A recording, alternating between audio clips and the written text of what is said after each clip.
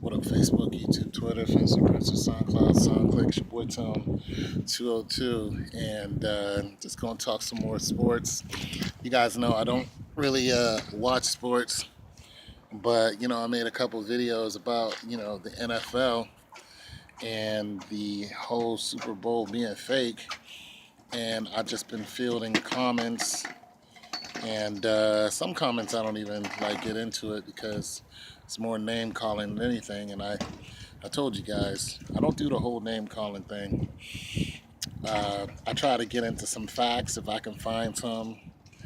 I try to respond to some of your comments in between, my life and everything else that I'm doing. But you guys know that I am not an aficionado. I'm just somebody with an opinion. Like I said, I don't even watch the games. I don't watch the NBA, NFL, MLB, and hockey. I don't watch it because I figured out 20 years ago that it was all fixed. It started with the NBA, when Shaquille was playing for Magic back in 95, 96. Once I saw, the NBA and what they were doing, I was like, yo, this is fixed. And so it just spilled over into the NFL because I was really into the NFL for a minute. Not die hard. I didn't have a bunch of jerseys, but then I started noticing a rhythm. And I'm gonna tell you guys something. To some of you guys who are like the diehard fans, like I get some people. One guy said he was a Saints fan, and and when they won, when the Saints won, he was happy. And then after that, he was kind of seeing how the trophy was just being passed around. What's up? Passed around like it was like it was in a system, like it's a good old boy system, and we ain't in it. And that's pretty much what happens.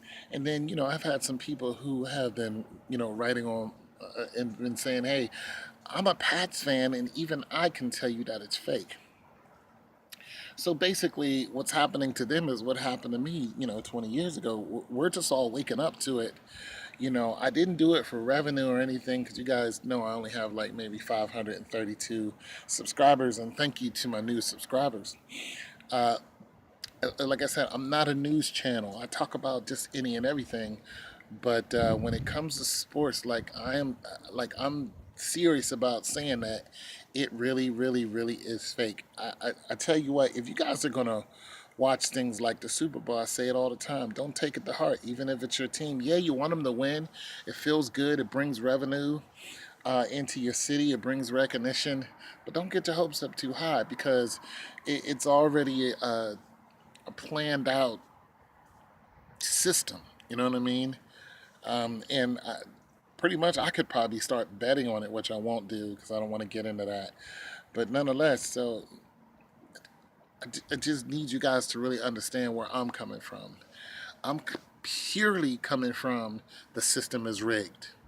Purely.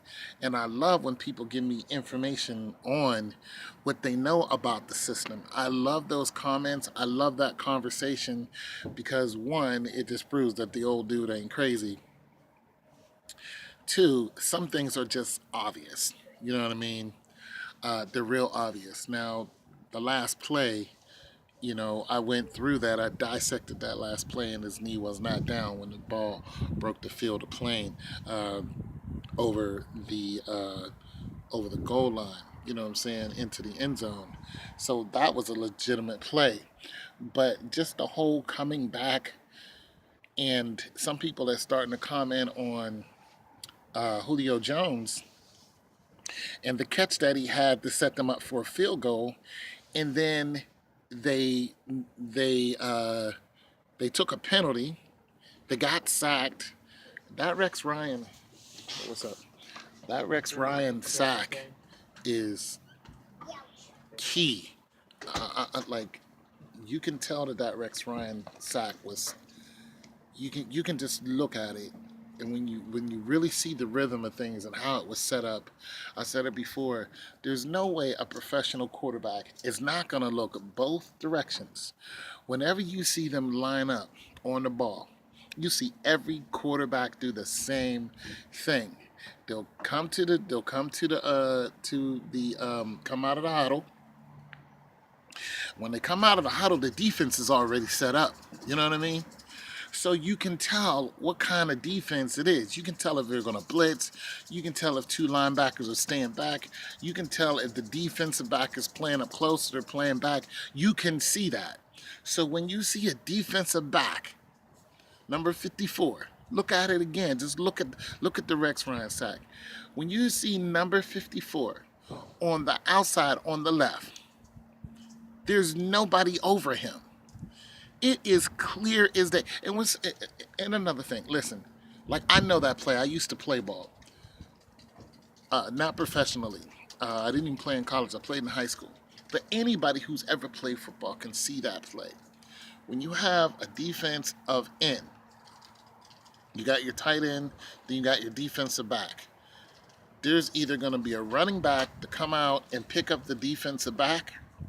So you might have two in the backfield. So you got your fullback and your running back. So somebody is going to fall back and hit that guy. Not unless it's a running play. You guys can stop me if I'm wrong. So not unless you're running a 32 or a 32 or a 43 when you're going straight up the left or right side and it's your fullback getting the ball, you know what I mean, then you don't really care about that guy. You don't, because that guy is going to be out of the mix pretty much, not unless you break deep. You know what I'm saying? Not unless your number two back breaks deep or something like that. So, but if you're going for a pass play, the defense knows if you're going for a pass play because there's nobody in the backfield. It's automatic a pass play. And if you don't have somebody on number 54, he's just going to come right in and sack you. So it was just obvious to me. Like I said, you guys can correct me if I'm wrong. I don't mind being wrong because I don't invest in this sport at all. I have no investment in that sport. I just don't care. But some things are just obvious that there's something going on and it just doesn't make sense. So when I saw that, number 54 just come right around, barely get touched, and Ryan didn't even look in his direction. He didn't even look. You notice Ryan the whole time is looking straight downfield. Now, you ain't no Dan Marino. You're not going to get rid of that ball in 2 seconds. Dan Marino can do that. Marino can do that. You know what I'm saying? You're not Cam Newton. You're not going to scramble out of there. You're not Jake the Snake Plumber. You know what I'm saying? You're not McMahon where you can take that hit and shrug it off. You know what I'm saying? McMahon was a big boy, played for Chicago. McMahon or you know what I'm saying, or Doug Flutie, one of the greatest scrambling quarterbacks. Anybody like that. You're not one of those. You a pocket passer. Anybody who sits in that pocket for more than a few seconds, and you see that runner, you see that defensive back, you already know you're gonna get hit. You should be either A, releasing the ball, or B, breaking to your far left, or C, having somebody from the backfield pick that guy up.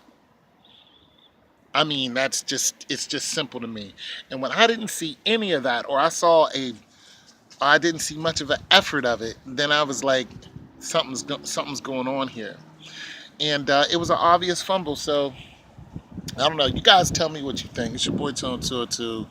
I just think it's fixed. The NBA's fixed, NFL's fixed. It's all fixed for revenue, for ad revenues, and for the military. It's your boy Tone 202. I'm out.